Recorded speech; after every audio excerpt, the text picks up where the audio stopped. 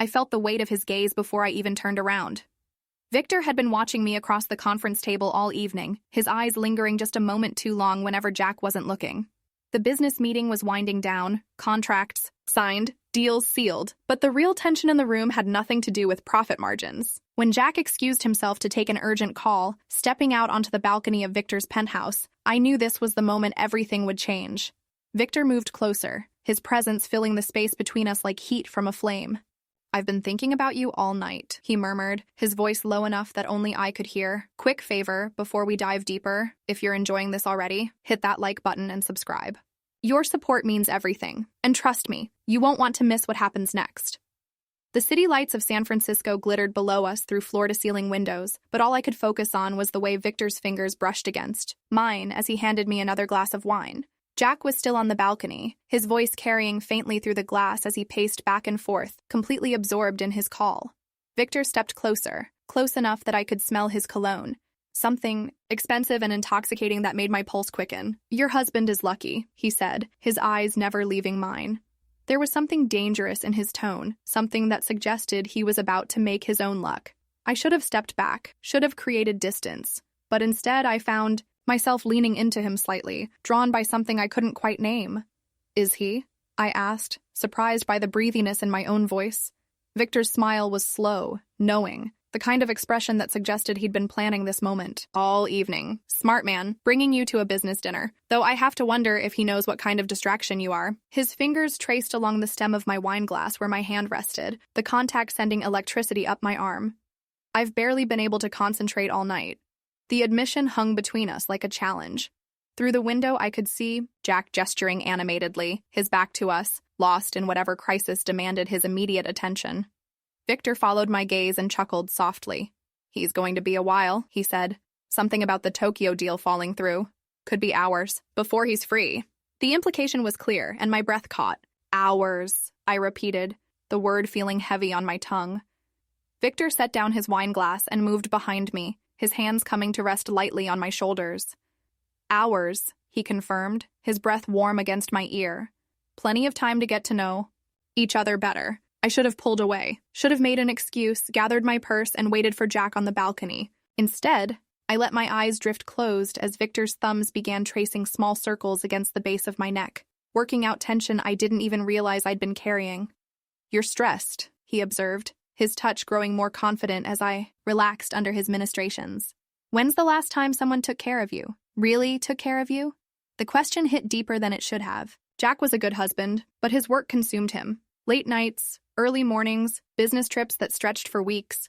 We'd grown comfortable, familiar, our intimacy scheduled around his calendar like everything else in our lives. "I don't remember," I admitted, the honesty surprising even me.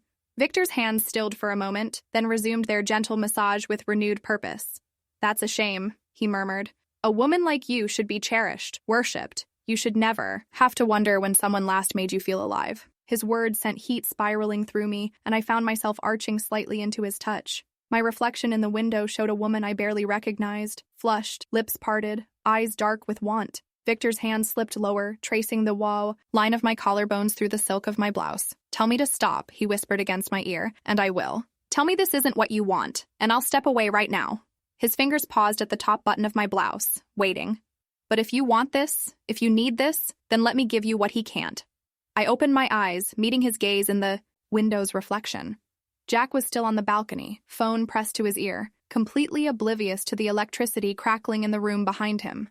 Victor's eyes were patient, but hungry, waiting for my decision. Instead of speaking, I reached up and covered his hand with mine, guiding it to that first button. His smile was triumphant as he slowly worked it free, then the next, until my blouse fell open and his palms were against my skin. "Beautiful," he breathed, his hands mapping the curves of my torso with reverent appreciation. "Absolutely beautiful." My head fell back against his shoulder as his touch grew bolder, more possessive. Through the haze of sensation, I was dimly aware that this was crossing a line I couldn't uncross, but I couldn't bring myself to care. Victor's attention was intoxicating, his focus absolute in a way that made me feel like the center of the universe. "The bedroom," he murmured against my throat, his lips brushing my pulse point. "Let me show you how you deserve to be treated." I turned in his arms, finally facing him directly. His eyes were dark with desire, but there was something else there too. patience, understanding, as if he knew exactly what I needed even when I didn't. Without a word, I took his hand and let him lead me away from the living room, away from Jack's voice drifting in from the balcony, toward something that felt like awakening. The bedroom was a study in masculine elegance, dark woods, soft lighting, a bed that dominated the space like an altar. Victor closed the door behind us with a soft click, then turned to face me. For a moment, we simply looked at each other, the weight of what we were about to do settling between us. "Are you sure?" he asked, his voice gentle despite the hunger in his eyes. Once we crossed this line, I silenced him by stepping closer, reaching for the buttons of his shirt. "I'm sure," I said, my voice steadier than I felt. "I need this. I need to feel wanted again." His shirt joined my blouse on the floor, and then his hands were on me again, reverent and thorough. Every touch was deliberate, calculated to drive me higher, to make me forget everything except the sensation of his skin against mine. He guided me toward the bed with unhurried confidence, as if we had all the time in the world. "Lie back," he instructed softly, and I obeyed, sinking into silk sheets that felt cool against my heated skin. Victor stood at the foot of the bed, his gaze traveling over me with obvious appreciation. "You have no idea how long I've wanted this," he admitted. "How many times I've imagined having you exactly like this."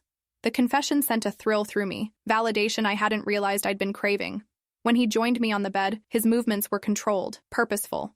His hands traced patterns on my skin that had me arching beneath him, seeking more contact, more pressure, more of everything he was offering. "Patience," he murmured against my collarbone, his lips following the path his hands had blazed. "Let me savor this. Let me savor you." His mouth moved lower, and I gasped at the contact, my fingers tangling in his hair as he took his time exploring every inch of exposed skin. He was methodical in his attention, learning what made me respond, what made me cry out, what made my body tremble beneath his ministrations. Time seemed to slow, the world outside the bedroom fading until there was nothing but Victor's touch, his warmth, his complete focus on my pleasure. He brought me to the edge again and again, only to pull back with a knowing smile, building tension until I was practically vibrating with need. "Please," I gasped, the word torn from my throat as he teased me once more. "I can't take any more." "Yes, you can," he said confidently, his fingers working magic that had me seeing stars. "You're stronger than you know, more responsive than he ever deserved. Let me show you what you're capable of." When he finally gave me what I needed, the intensity was overwhelming. Wave after wave of sensation crashed over me, each one more powerful than the last, until I was crying out his name and clutching at his shoulders like he was the only thing keeping me anchored to earth. But he wasn't finished with me yet. As I floated back down from the high, Victor was already moving, positioning himself above me with predatory grace. His eyes locked with mine as he settled between my legs, and I felt him at my entrance, hot and ready. "Look at me," he commanded softly. "I want to see your face when I make you mine." The first thrust was slow, deliberate, filling me completely as my body stretched to accommodate him. The sensation was exquisite, different from what I was used to, more intense somehow. Victor stilled once he was fully seated, giving me time to adjust, his breathing harsh in the quiet room. "You feel incredible," he groaned, his control obviously strained. "Better than I imagined." When he began to move, it was with a rhythm that quickly had me spiraling toward another peak. He was attentive to every response, every gasp and moan, adjusting his angle and pace to maximize my pleasure. His stamina was impressive, his focus unwavering as he drove me higher and higher. "That's it," he encouraged as I began to tremble beneath him. "Let go. Give me everything." The second release was even more powerful than the first, tearing through me with an intensity that left me shaking.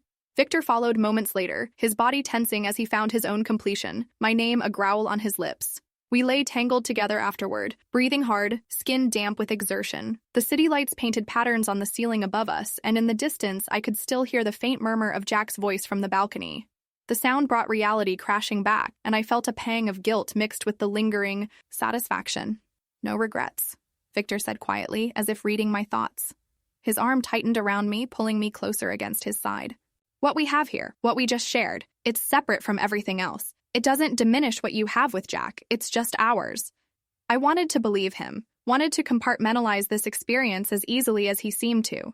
But as I traced patterns on his chest, I couldn't shake the feeling that everything had changed, that I'd awakened something in myself that I might not be able to put back to sleep. "Will you regret it?" I asked, my voice small in the darkness. Victor's laugh was soft, genuine.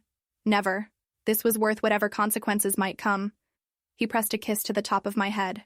You were worth it. We dressed slowly, reluctantly, the spell of the evening gradually breaking as we prepared to return to reality.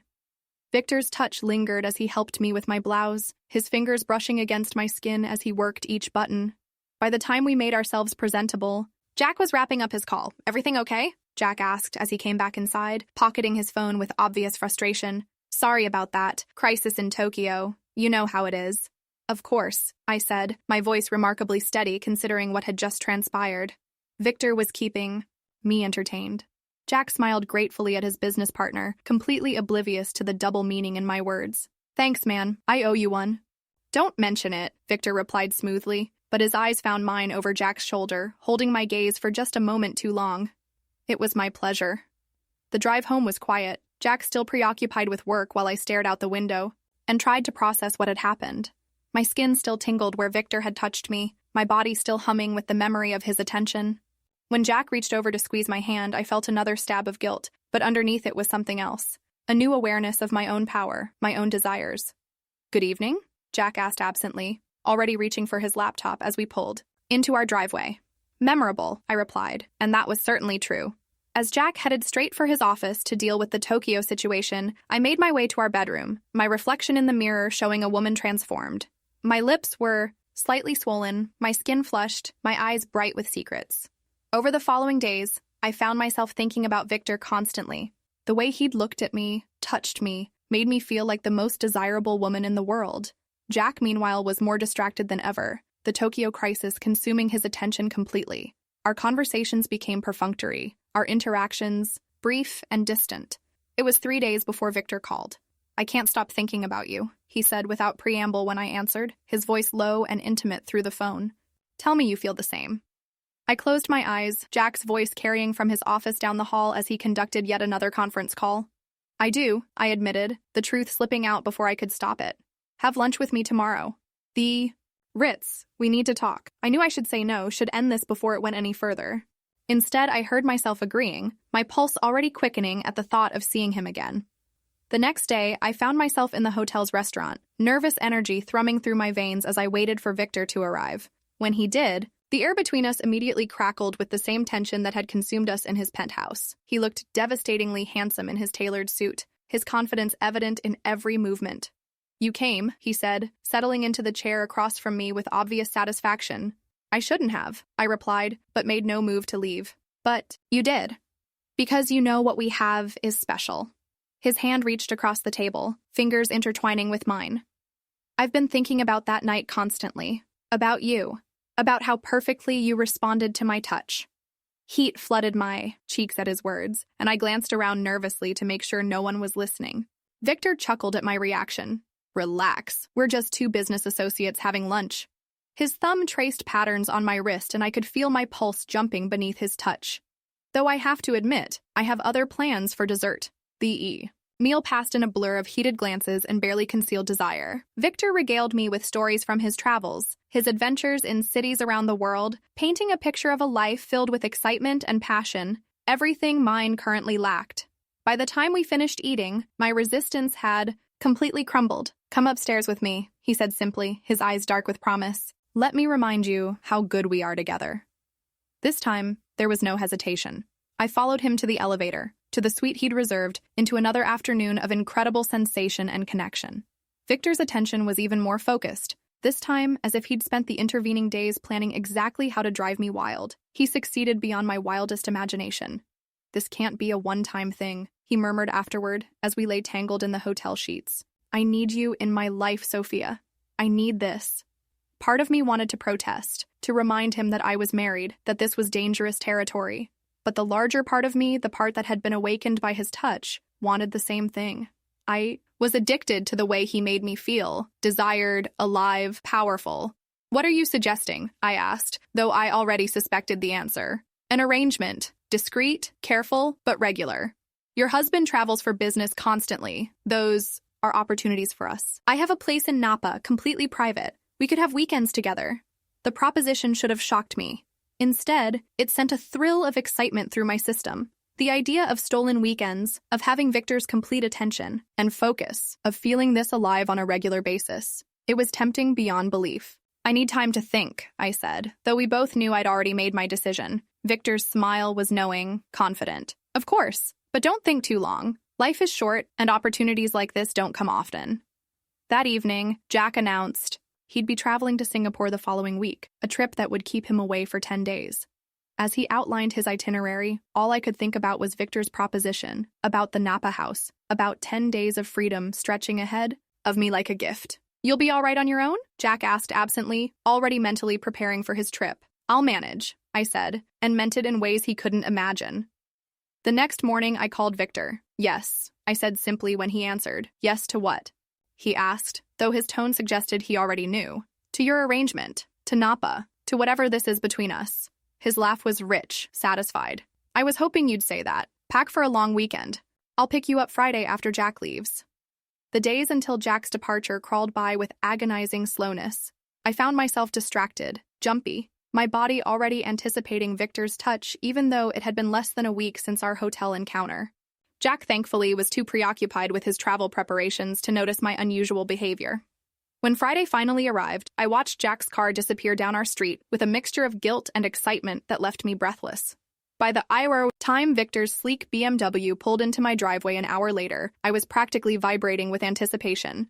Ready for this? He asked as I slid into the passenger seat, his hand immediately finding my thigh. More than ready, I replied, and meant every word.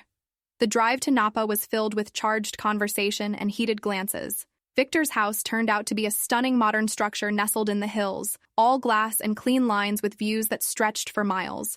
But I barely noticed the architecture. All my attention was focused on the man beside me, on the promise in his eyes, on the weekend of indulgence that lay ahead. Welcome to paradise, he said as he led me inside, his arms already circling my waist.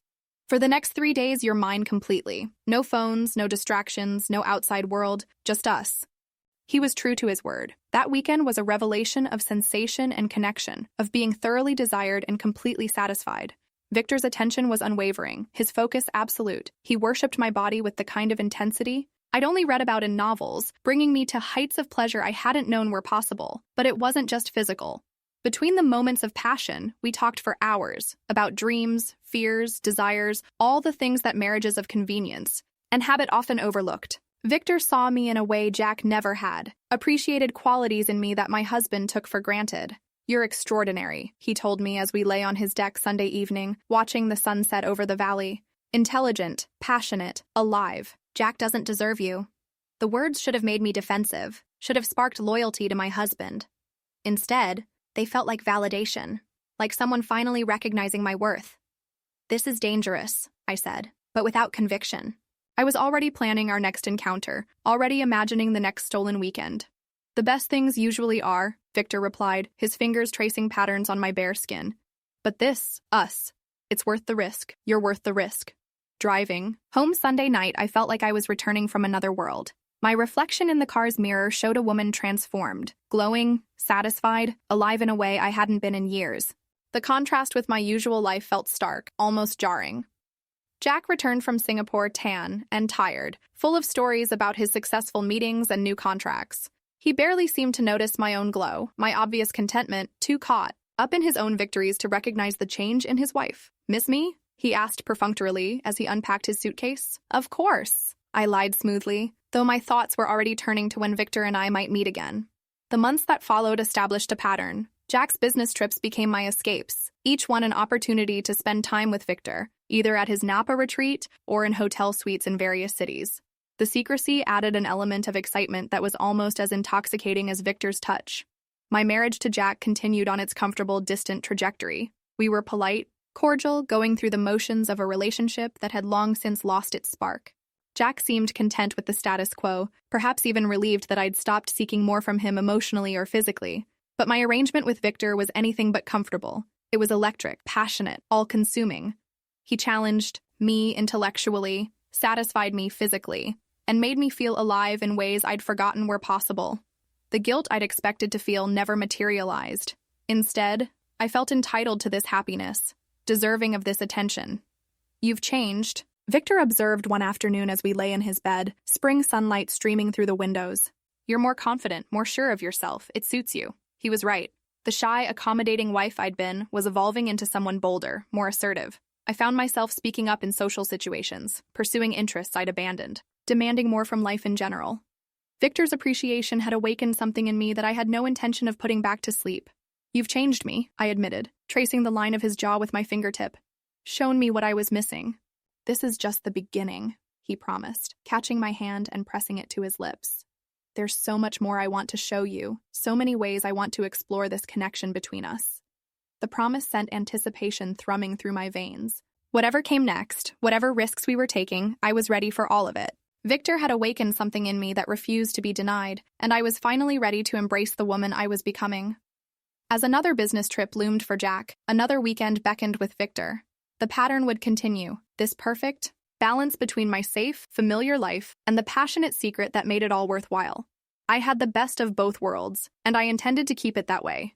Some secrets change everything, while others become the thing that makes life worth living. Have you ever discovered a side of yourself you didn't know existed? What would you risk for that kind of awakening?